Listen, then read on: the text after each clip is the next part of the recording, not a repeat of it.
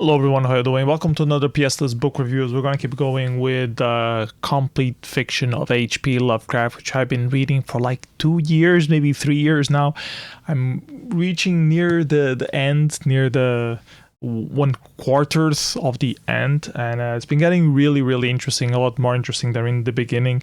A lot more references to the whole Cthulhu mythos, explaining a bit more or unraveling a bit more of the things behind it. So I read 4 stories on the last few months. The Dunwich Horror, which I read quite a few months ago, but I still remember it quite vividly.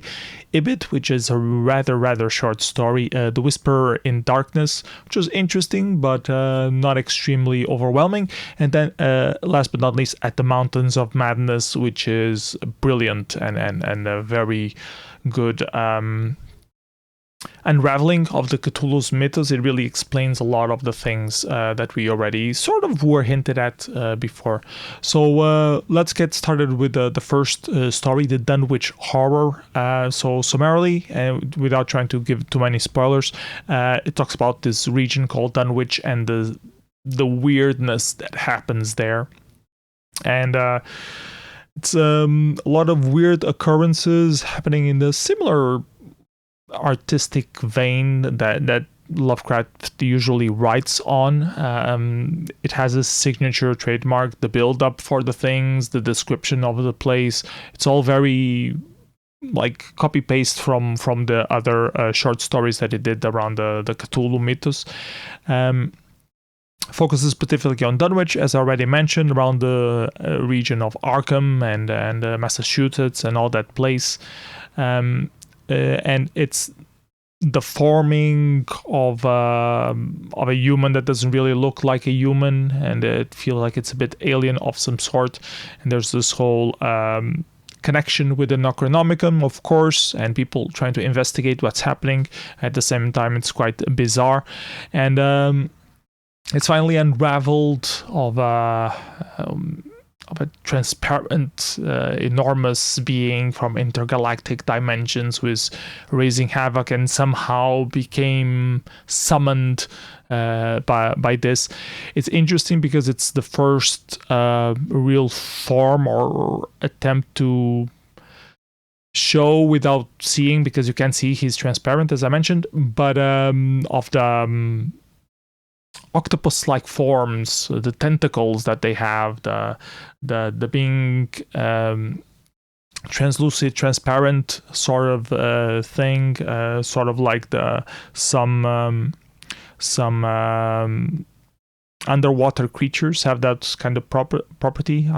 It's not an octopus, it's a squid. Some squids have like this translucid transparent capacity on their skin, so it alludes to these kind of things, but at the same time it's of gigantic proportions that has an insatiable thirst for meat and for creating havoc and destruction.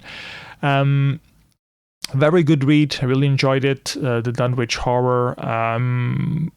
Do recommend you checking it out, even if it's outside compilation. It really explains a lot of the things connected to the Cthulhu mythos, the old ones as they are referenced, and what happened to them. And yeah, it's really good. The second story, Ibid. Ibid is very short, as I mentioned before. It tells about the story of this Roman character called Ibid, and it's very interesting in that regard because it connects with these other periods, which are not the periods where Lovecraft was living on, but it still manages to have some sort of cohesiveness. And it tells the tale of his person and his remains, what happened to it, and why they are precious, why they are interesting, why they are a reason for lore and myth. It follows also some of the formulas that Lovecraft does. Sometimes he talks about the history of a certain thing, either a person or a location, and how the eras evolved around that, but the core remains there, that has a specific soul or a specific purpose or specific feeling, or at least it invokes those kind of things, which is a very interesting formula to explore. It's a bit hard to explain it literally, I mean, it can be harder than explaining a normal narrative. That's what I mean, because some periods of time, just a lot of things just weren't interesting to explain, but you want to cover them, but you don't want to cover them. It's slightly different from the normal narrative, and that's why what I find interesting for me as a hobby writer. I find interesting to analyze these kind of different ways to expose a narrative without just having the normal dialogue back and forth, or linear, or jumping back and forth in terms of time. Anyways, I really enjoyed the Ibid story as well. Rather short, as I already mentioned, but it was different from what Lovecraft usually writes, which was also a bit refreshing in that sense. Then I read The Whisperer in Darkness, the first story that I'm going to cover on this video. It was okay-ish. It unraveled a lot of the mythos around the Cthulhu as well. Had a lot of references to the Necronomicon, the different things that is invoked, connects to the Dunwich Horror, connects to the next story at the Mountains of Madness, connects to a lot of different stories on that universe around the Arkham place. I didn't like it because it followed a certain formula from Lovecraft, which is already feels like it's the third or the fourth time that I've seen it being written. Still interesting to read. Some things felt a bit stupid, like why would the character do this? And it's just to drive the story along, to showcase the narrative.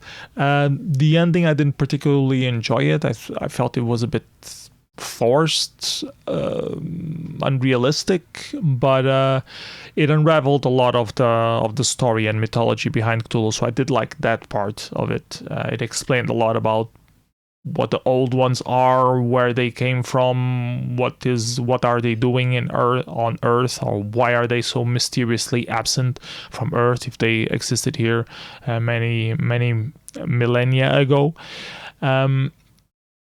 And then the last story that I wanted to cover today, At the Mountains of Madness. This is quite a big story, actually. Had over 100 pages, I think. It took me quite a while to read through it all, but it was very interesting. It explored an expedition, or it followed an expedition that went to, I think, the South Pole. Is it the South Pole or the North Pole? One of the poles. And they started finding some interesting things there. And I saw a lot of connections to modern films or movies who explore that. I remember at least Alien versus Predator, that happened in a very similar setting, like the North Pole hiding this thing of alien life of some sort, that humans just never knew about it because no one ever goes there, and everything is covered in ice. So yeah, they unravel some weird things related to the Cthulhu mythos. Some corpses of some beings, some weird architecture that they find, some weird mountains that are not supposed to be there, and they explore that. A lot of things happen to the expedition. And the portrait or the story that that Lovecraft writes, it's about a specific explorer who was part of that expedition and is now trying to warn other people to not go there again. So you know that he survived. That's one of the bases. You know that he survived the expedition, so it can't be that bad, but he is saying that it is extremely bad. So it's one of the pitfalls that you can fall into when you're doing narrative in first person. You can never kill the author. You know, he always escapes in some form. So whatever he's going deeper or exploring further, you know that he'll be fine at the end of it. So that's one of the reasons that I kind of don't like this narrative. I do enjoy the other kind of narratives that go around that, like have certain reports inferring some things, and it's a specific character speculating about something else and not the main character doing things. I think I like the mysteriousness about those a bit better on Lovecraft's stories in particular, and I think in general as well. anyways, this story in particular explores these mountain ranges that they find lie in the expedition.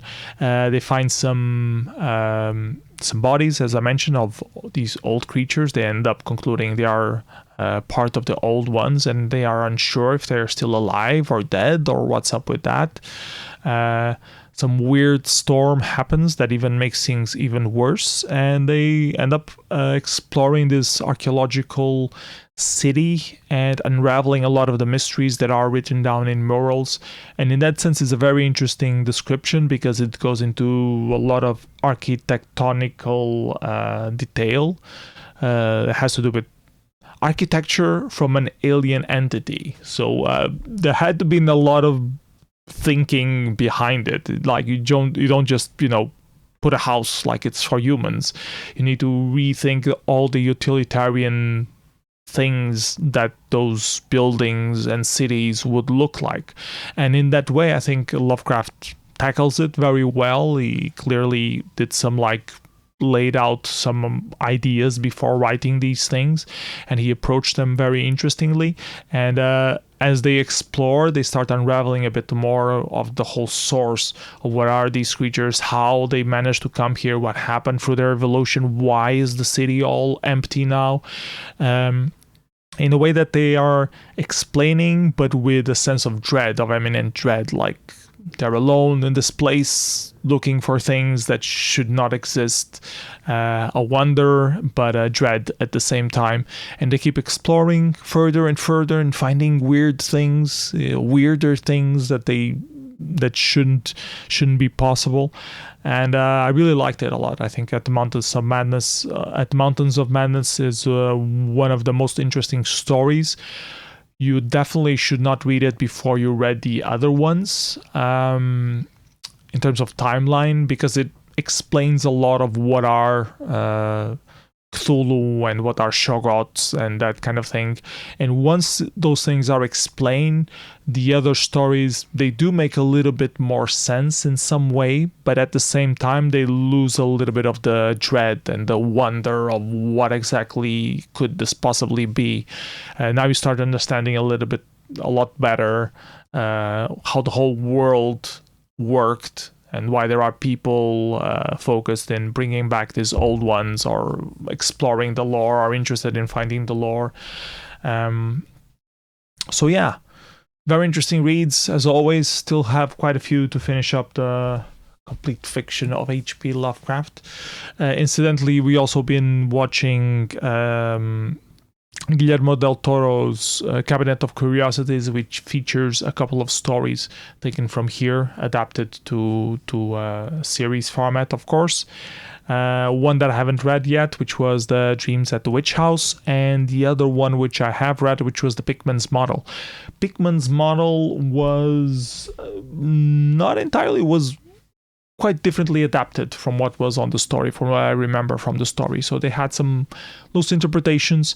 I think it was well adapted overall.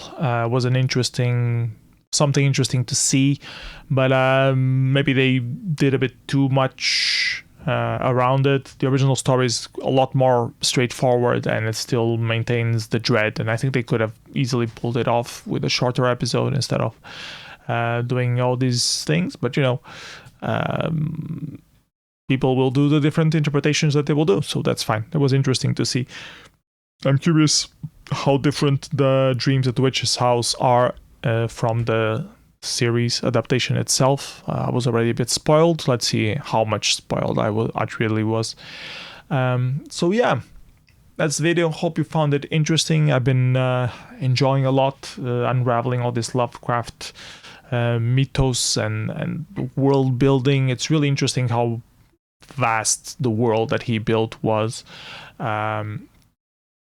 Not extremely in terms of length. I mean, there are other authors that did a lot bigger job, but I like the concept that every story that he has, he connects it somehow in a logical way to the whole thing, so that you need to read all the different stories to have like a bigger picture, start forming a wider and wider picture of the exact world that he was envisioning. And I find that very fascinating and interesting, and I think that's a very good way to also capture the attention of the the reader. If the reader already read something of yours, it gives you a very specific character, form. I don't know the right word to say for it, but it definitely makes people more interested in your body of work, because they know that if they read more, they will understand more of the other things. So yeah. See you next video. Hope you find this useful. If you disagree, or if you have anything you would like to add that I forgot to mention about these 4 stories, by all means, let me know in the comments below. Otherwise, hope you have been having a great day. Have some good readings. See you next time. Bye bye, everyone. Take care.